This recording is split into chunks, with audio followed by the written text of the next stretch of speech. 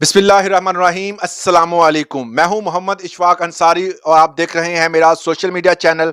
आज हमने बात करनी है, मैं आपको 2 वीक पीछे लेके जाना चाहता हूं क्योंकि प्राइम मिनिस्टर साहब एक बड़ी मीटिंग में बात कर रहे थे। बहुत सारे वहां पर अफराद मौजूद थे और उन्होंने एक वादा किया था, एक बात की थी जी, मैं तमाम मुलाजमीन तनख्वाहदार तबके को रिलीफ देना चाहता हूं। और उसके बाद उन्होंने बताया था कि आपको शायद याद हो कि 11 माह में रिकॉर्ड जो है वो टैक्स जमा करवाया है तनख्वाहदार तबके ने। और इस टैक्स की वजह से जब इतने बड़े रिकॉर्ड कायम हुआ, जो कि ताजरों से भी ज्यादा टैक्स जो है वो मुलाजमीन की तनख्वाहों में से काटा गया है, अब उन पर टैक्स का बोझ प्राइम मिनिस्टर साहब ने कहा हम कम करने जा रहे हैं। और इसकी अनाउंसमेंट उन्होंने कहा था कि हम करेंगे किसमें, बजट 2025-26 में। और जब बजट अनाउंस किया गया तो वहां पर कुछ और ही चीजें सामने आई। नई से नई जो है वो एक तसल्ली दी जाती है, मगर उस तसल्ली के बाद जो जो रिलीफ हुकूमत कहती है उसमें जो है वो, अगर कहते हैं कि जो आटे में लून के बराबर जो है वो दिया जाता है रिलीफ, और उसके अलावा जो है वो सिर्फ और बातें ही रह जाती हैं।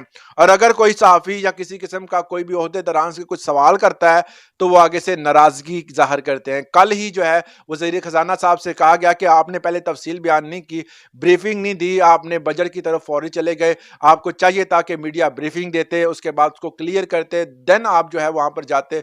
मगर उससे पहले जो है वो इसी बात पर जनाब वजीर खजाना साहब जो है वो गुस्से में आ गए। तो उन्होंने कहा कि आपने सुनना है तो सुने और चले जाएं। और तमाम मीडिया जब बाहर चला गया तो खाली कुर्सियां रह गई, तो माइक भी वो ले गए। तो अनाउंसमेंट कहाँ करनी थी, प्रेस क्लब जो है वो मुकम्मल खाली हो चुका था।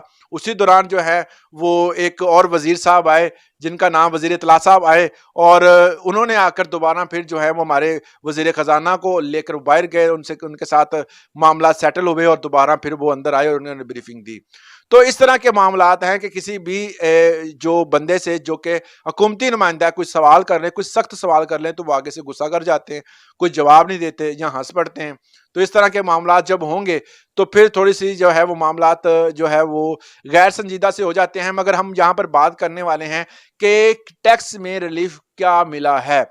मैं आपको टैक्स की शरह बताऊंगा, जो जो इन्होंने बताया है उस हिसाब से बताऊंगा, फिर आपने फैसला करना है कि क्या रिलीफ मिला है या नहीं मिला है। तनख्वाहदार तबके के लिए टैक्स की शरह 2025-26, 6 लाख रुपए अगर किसी बंदे की सालाना तनख्वाह है तो उस बंदे को कोई टैक्स जो है वो नहीं देना पड़ेगा।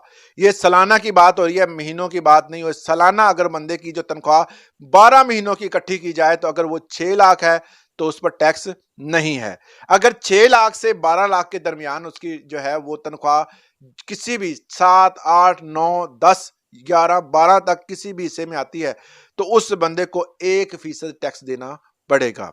टैक्स की शरह जो है वो इस हिसाब से रखी गई है कि अगर किसी बंदे की तनख्वाह 12 से लेकर 22 तक है, मतलब 12 लाख से लेकर 22 लाख तक सालाना कोई भी डिजिट आता है इसके दरमियान, तो उस बंदे को 6,000 फिक्स देना पड़ेगा और साथ 11% अजाफी टैक्स जो है वो भी लागू होगा।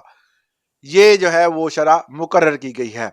अगर बंदे की 22 लाख से लेकर 32 लाख तक सैलरी है, सालाना की बात कर रहा हूं, अगर वो इसके दरमियान किसी भी डिजिट में आता है तो उस बंदे से 1,16,000 फिक्स लिया जाएगा। माशाल्लाह। उसके बाद जो 22 से 32 में जो टैक्स की शरह रखी गई है वो 23% रखी गई है। 23% टैक्स, 1,16,000 फिक्स लिया जाएगा। ये है 22 लाख से लेकर 32 लाख के दरमियान आने वाला कोई भी बंदा जिसकी जो सैलरी है उससे ये लिया जाएगा।